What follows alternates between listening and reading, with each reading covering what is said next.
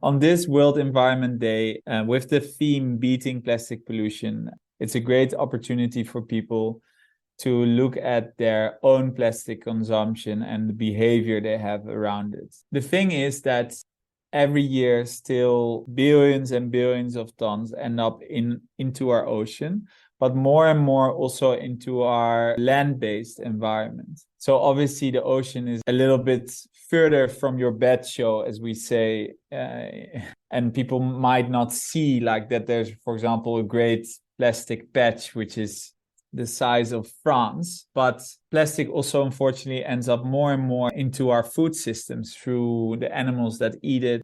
We see that there's plastic particles in the milk that our children drink. Why it's important is that it's becoming more and more integrated into our environment, which means that more and more animals start eating it, and which means that more and more people start getting it into their system.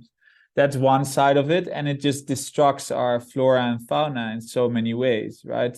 And the second thing is why you should care, I would say, on it, is that people also believe that, okay, you know, this is mostly like a problem for the ocean, but it is not.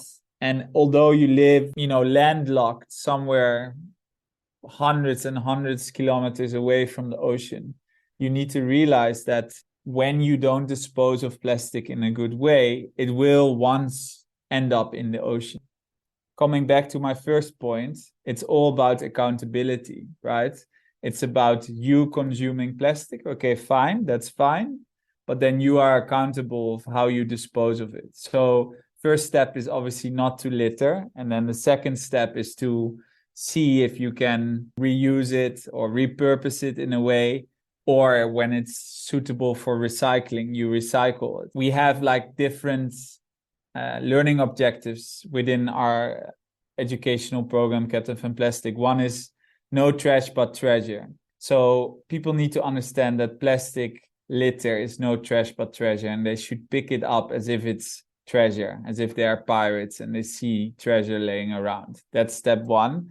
And then if they have plastic, they should treat it as treasure, so they should use it as much as possible. Then we have the captain's 5 R's, as we call it, because pirates are called pirates because they are, and they know how to refuse, reduce, reuse, repurpose, and recycle. Our dream is that by teaching new generations and teaching them what their relationship with plastic should be, we hopefully get to a point that we will never have to clean up anymore, because it doesn't end up there. If we do that, in my opinion, there shouldn't be plastic pollution in the next by the next 25 years.